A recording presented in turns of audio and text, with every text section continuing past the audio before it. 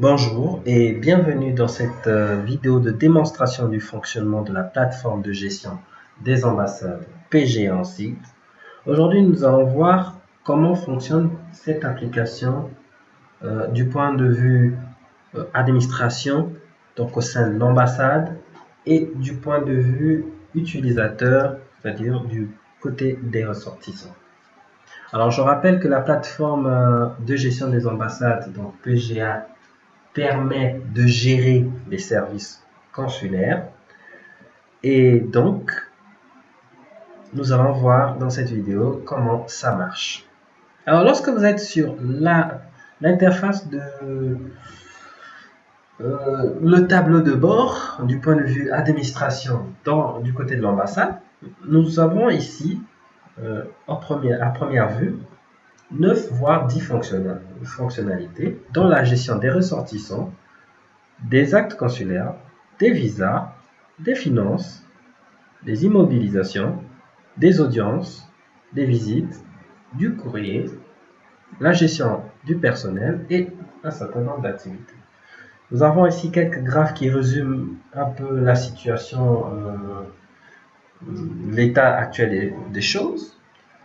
Tout en haut à droite, nous avons par exemple ici les ressortissants en attente de validation. Donc nous avons accès à des informations très utiles et qui varient au quotidien.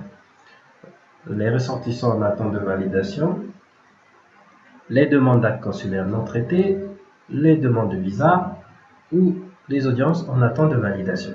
Et tout à droite, nous avons accès à des raccourcis pour faire plus rapidement des actions, telles que par exemple un nouvel acte ou de déclaration de naissance. On peut le faire rapidement sans rentrer par ces tableaux de bord, cet ensemble de tableaux de bord. Alors, nous allons voir trois cas: la gestion des ressortissants, les actes consulaires et les finances. Dans la gestion des ressortissants, lorsque vous accédez à l'intérieur, vous avez accès donc à un tableau de bord avec les statistiques. Par exemple ici, une répartition globale par sexe, répartition par ressortissant, répartition ressortissant par pays de résidence en fait. Voilà. Et ici à gauche, nous avons par exemple les ressortissants en attente de validation et la liste des ressortissants. Alors, c'est quoi la différence? Lorsque vous arrivez dans un pays et que vous vous enregistrez, traditionnellement, vous partez à l'ambassade et vous remplissez des formulaires. Avec ce système, déjà, vous avez accès à un formulaire en ligne qui est absolument responsive, c'est-à-dire qu'il s'adapte à tous les écrans. Voilà.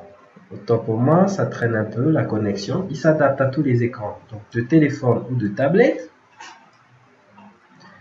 Et donc, vous allez pouvoir, lorsque vous êtes inscrit et fourni les données nécessaires telles que le passeport et tout, donc vous êtes catégorisé ressortissant en attente de validation. Pourquoi? Parce qu'il faut d'abord qu'un membre autorisé de l'ambassade puisse vérifier la véracité de vos informations, vérifier votre identité et s'assurer que vous êtes vraiment ressortissant de ce pays. Et si c'est le cas, vous êtes donc validé, vous recevez un email qui vous indique que vous avez accès à un compte où vous pourrez faire des demandes, par exemple. Dans ce cas-ci, par exemple, voilà à quoi ressemble ce compte. Je me suis logué. Vous allez pouvoir avoir quelques fonctionnalités telles que demande d'actes consulaires. Vous pourriez faire des demandes, nous y reviendrons tout à l'heure. Alors, dans la liste des ressortissants, vous avez donc des personnes validées. Donc, si vous êtes validé, vous êtes dans la liste des ressortissants et donc vous avez droit, comme je le disais tantôt, à ce compte. Alors, ces personnes ont une particularité, c'est que eux, on peut les contacter par SMS ou par mail. Donc, envoyer un seul SMS à tout ce nom, à toutes ces personnes. Ici, par exemple, c'est 3900. Ou, par exemple, envoyer un SMS. Voilà, un SMS spécifique à une personne donnée pour l'informer, par exemple, que votre demande est prête ou vous êtes convoqué pour répondre à quelques interrogations, par exemple, ou par mail. Donc ici, je vais vous montrer. Alors, ce qui est intéressant pour l'ambassade qui détient cette plateforme, c'est qu'on peut donc générer des rapports.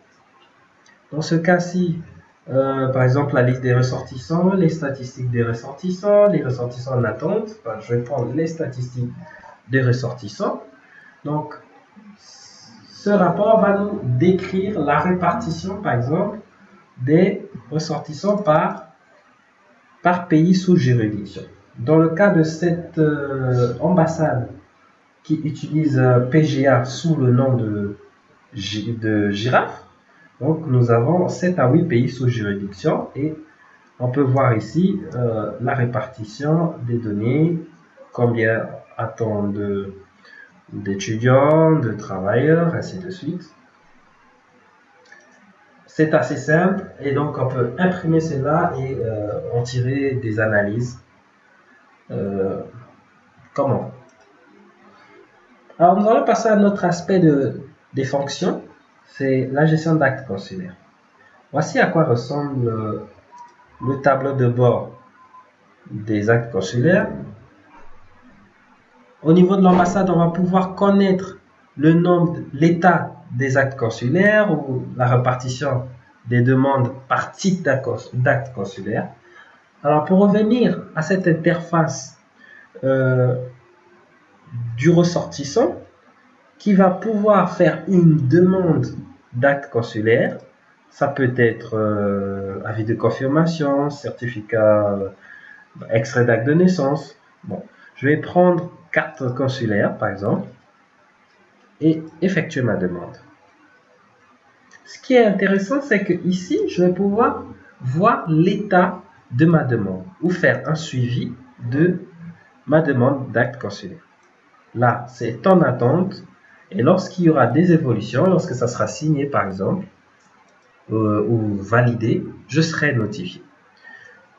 Donc, par ici, je vais donc prendre le cas, autant pour moi, j'ai cliqué sur le nouvel bouton.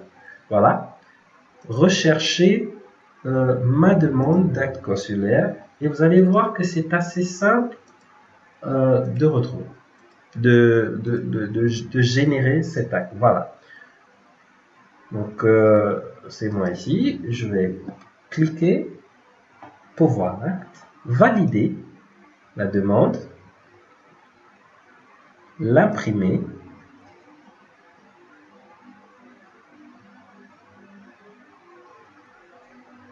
Alors voilà à quoi va ressembler cet acte, cette carte consulaire qui va être générée, qui va être imprimée grâce à une imprimante PVC.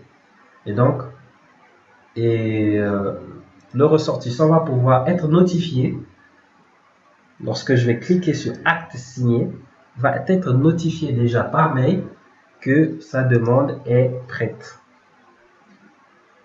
Et donc ici par exemple, si je recharge la page, je vois que mon acte, ma carte consulaire est prête, je peux donc la retirer. On peut voir que c'est assez simple et très pratique. En 2-3 clics, on peut faire un certain nombre de choses que traditionnellement ça prend beaucoup de temps, des jours, voire des semaines. Un autre aspect, par exemple, dans les finances, lorsque on a entré des budgets, entré des transactions toute l'année, à la fin de l'année, on va pouvoir faire un bilan. L'avantage avec l'application, c'est que là, ça va être assez simple. Je vais prendre, par exemple, copie du livre du journal. Il y a le budget de fonctionnement, budget d'investissement. Je vais prendre le copie du livre de journal. Je vais le télécharger. Et ensuite, je vais pouvoir l'ouvrir. C'est en format Excel et avoir un aperçu des résultats annuels. Voilà. Ou par mois. Janvier, février, mars, avril, mai, juin, juillet, tout. Bon, là, on a aucune information parce que aucune donnée n'a été entrée. Voilà. Donc, on peut voir que c'est assez simple, c'est assez efficace, rapide. Et pour chacune de ces fonctionnalités, on peut générer autant de rapports que l'on veut. Rappelons que c'est responsive, comme on dit dans le jargon informatique. Donc, c'est une application qui fonctionne absolument bien sur votre téléphone, tout comme sur votre tablette, sans problème. Voilà à peu près quelques fonctionnalités de la plateforme. J'espère que cela vous a plu. En attendant, je vous dis à bientôt. Toponitech vous remercie.